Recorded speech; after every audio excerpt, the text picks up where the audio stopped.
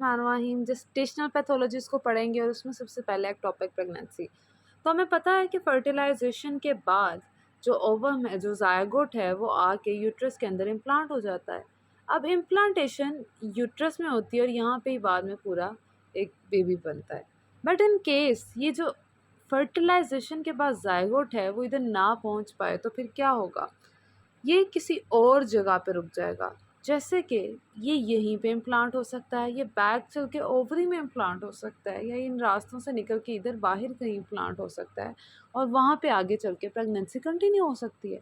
तो this abnormal implantation at site other than uterine wall is ectopic pregnancy. और इसमें भी सबसे कॉमन कौन सी है? फेलोपियन ट्यूब में होने वाली प्रेगनेंसी सबसे कॉमन है, मतलब इस जगह पे जहाँ पे दोनों मिले हैं।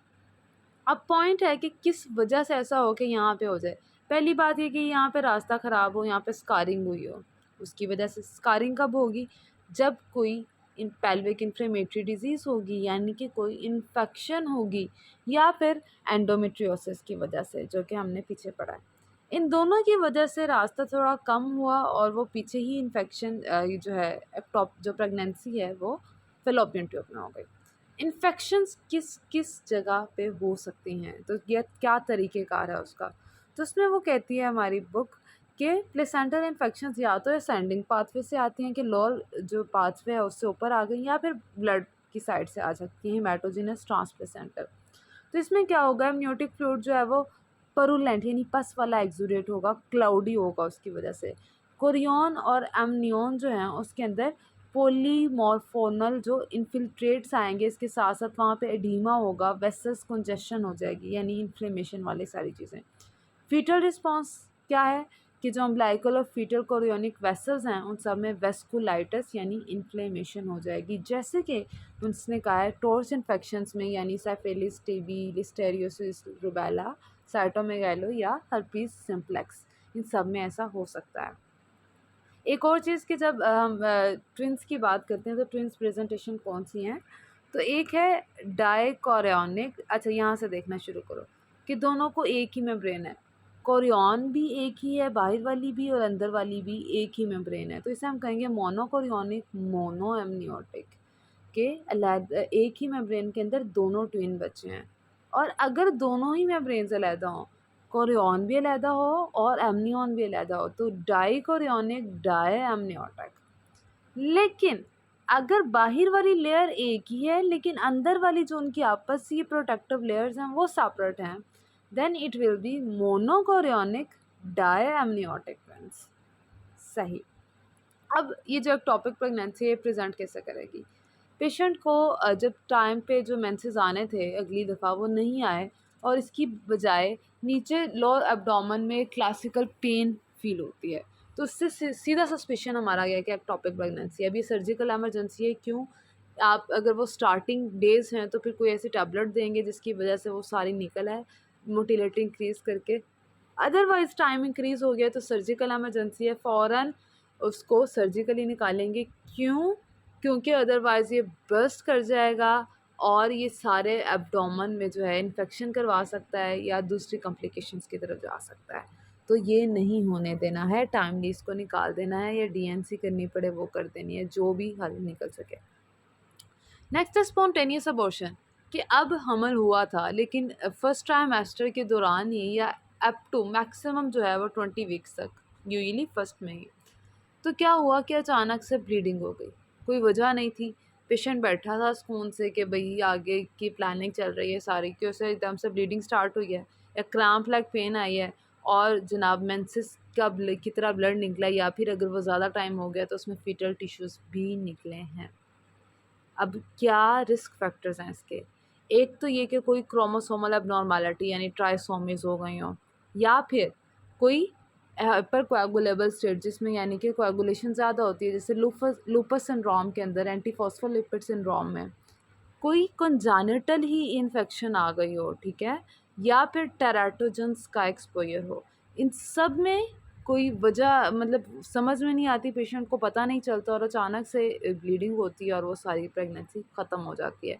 जिससे स्पॉन्टेनियस एबॉर्शंस और टेराटोजेंस जो हैं यानी कैंसर कॉजिंग एजेंट्स, वो किस तरह से इफ़ेक्ट करते हैं, अगर वो शुरू के पहले 2 हफ़्ते में कराएँ तो वो एबॉर्शन ही करवा देते हैं डायरेक्ट।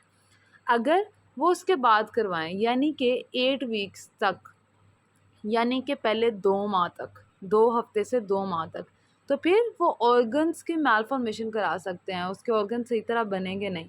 लेकिन अगर उसके बाद जो है बने एंड तक, प्रेगनेंसी एंड होने तक, तो फिर ऑर्गन्स तो बन गए होंगे लेकिन वो अच्छी तरह डेवलप नहीं होंगे, उनमें हाइपोप्लेज़िया हो जाएगा, उनकी जो पूरी फॉर्मेशन है वो कम होगी। तो ये टेराटोजेंस कौन-कौन से हैं? अल्कोहल जो कि बस शौक के लिए पी जाती है, या कोकेन, ये दोनों वो चीज़ें हो गई। थैलाइडोमाइड ये लिम्ब डिफेक्ट्स कराती है, उनकी जो है टांगें नहीं इसी तरह बनती।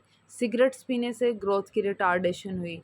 ट्रैटिनोइन, आइसोट्रैटिनोइन, ये तो मुख्तलिफ जगहों पे दी जाती है, 1 आई ड्रॉप्स में दी जाती है, ये भी स्पॉन्टेनियस अबॉर्शन कराती है, हियरिंग और विजुअल इम्पेयरमेंट कराती है। टेट्रासाइक्लिन एंटीबायोटिक जो है ये बच्चों के टीथ डिसकलर्ड करा देती है। वारफारिन जो ब्लड जो क्लॉटिंग को प्रिवेंट करती है, ये फीटल में ब्लीडिंग कराएगी। और फेनेटोइन ये जो साइकेट्रिक इलनेस में दी जाती है, ये डिजिट हाइपोप्लेजिया या क्लेफ्ट लिप करवाती है। तो इसलिए बहुत ध्यान से रखना है कि कौन सी प्रेगनेंसी में आपने पेशेंट को मेडिसिन प्रेस्क्राइब करनी है। अब आती हैं इम्पोर्टेंट वंस। अच्छा, सब उससे पहले एक दफ़ा कर लेते हैं प्लेसेंटा को स्टार्ट करने से पहले सडन इन्फेंट डेथ सिंड्रोम, वो था एबॉर्शन जो कि 20 वीक से पहले हुआ है। अब बच्चा पैदा होने के बाद अचानक वो सो रहा था और कोई वजह नहीं थी और उसकी डेथ हो गई है, then this is sudden infant death syndrome. ये 1 मंथ से 1 ईयर तक के बच्चे में आ सकता है। रिस्क फैक्टर्स वो कहते हैं, ये हो सकता है कि बच्चा स्टमक पे सोया हो, कोई सिगरेट स्मोकिंग का एक्सपोजर हुआ हो जिसकी वजह से ब्रोंकोस्पैज़्म में चला गया हो, या प्रीमेच्योरिटी, बच्चा प्रीमेच्योर था, इसकी कोई भी वजह नहीं पता चली। अब चलते हैं सब एक इम्पोर्टेंट, आज का सबसे इम्पोर्टेंट टॉपिक वो है कि प्लेसेंटल एबनॉर्मेलिटीज़।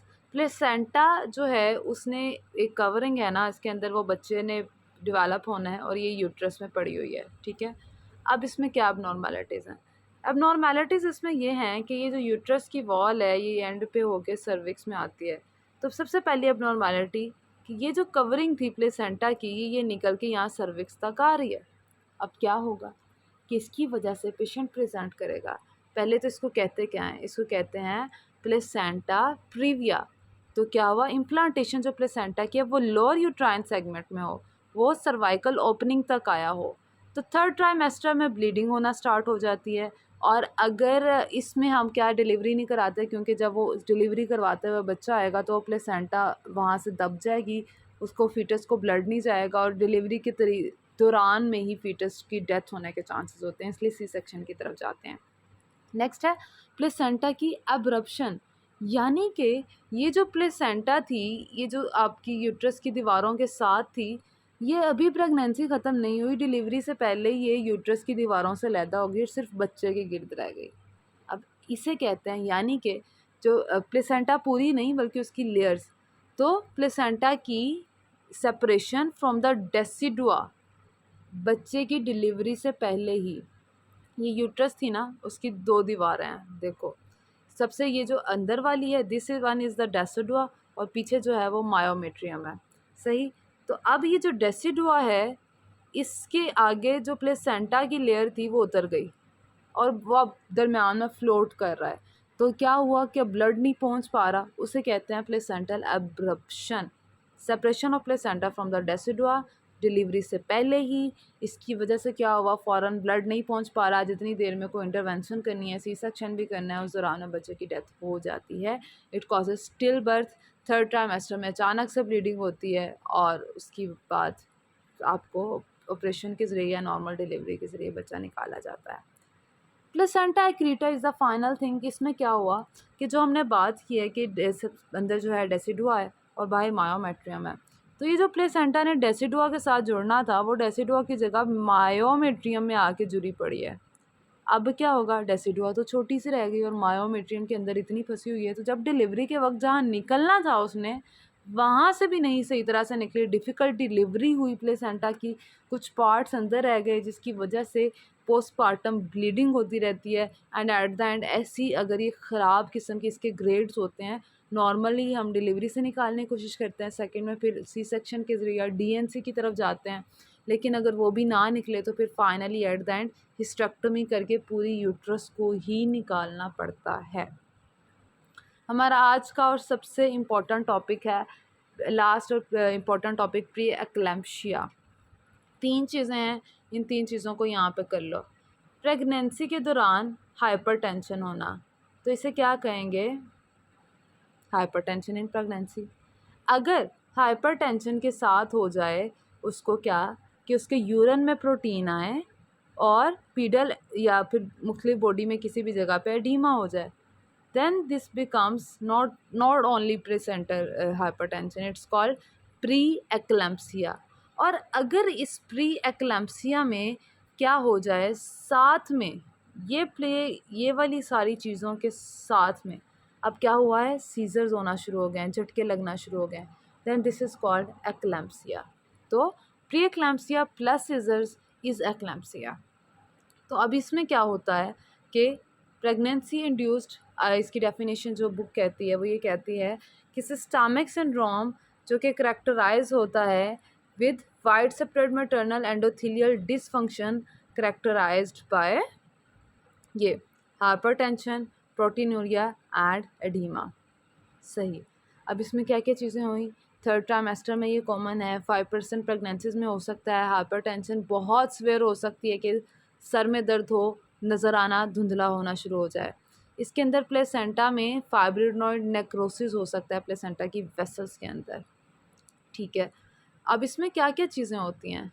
प्रीएक्लैम्प्सिया में एक तो एंडोथेलियल का डिसफंक्शन हुआ, इसमें क्या हुआ कि एंजियोजेनेसिस जिन्होंने करनी थी और एंटी एजिंग फैक्टर्स से इनका इम्बैलेंस हुआ और एंडोथेलियम की सही तरह से रिपेयर नहीं होना शुरू हुई।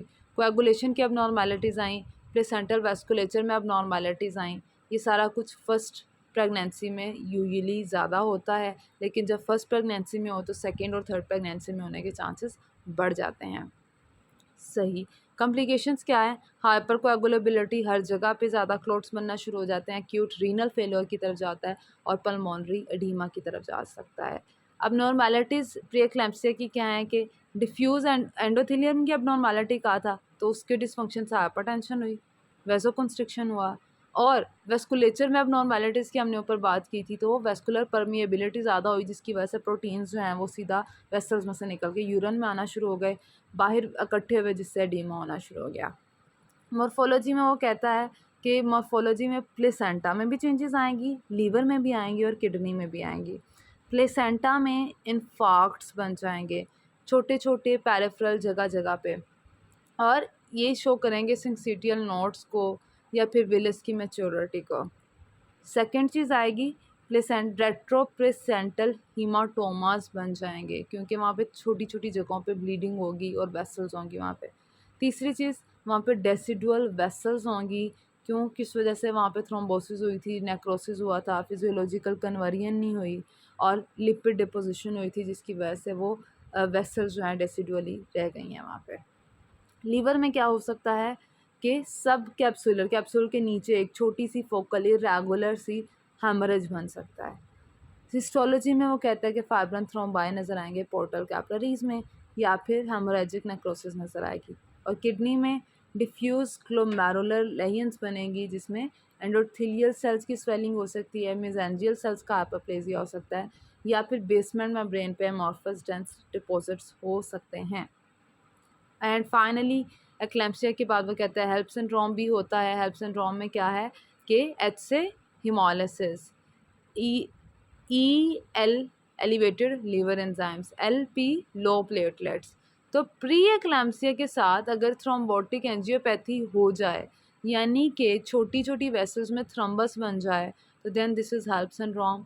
और एक्लैम्प्सिया और हेल्प और जो प्री एक्लैम्प्सिया वो भी एंड वाली स्टेजेस में अगर स्वेयर ग्रेड का हो, इन सब में इनका कोई परमानेंट ट्रीटमेंट नहीं है, एक्सेप्ट ब्लड प्रेशर को मैनेज करो, सिम्टोमेटिक मैनेजमेंट करते रहो। तो फाइनल ट्रीटमेंट यही है कि प्रेगनेंसी को ख़त्म कर दो। बच्चे की जब डिलीवरी हो जाएगी या सी सेक्शन से निकाल देंगे, उसकी वक्त से पहले निकालने पर डेथ भी हो सकती है, तो ही माँ बच सकती है। ये हमारा आज का टॉपिक ख़त्म हुआ। अल्लाह हाफ़िज़।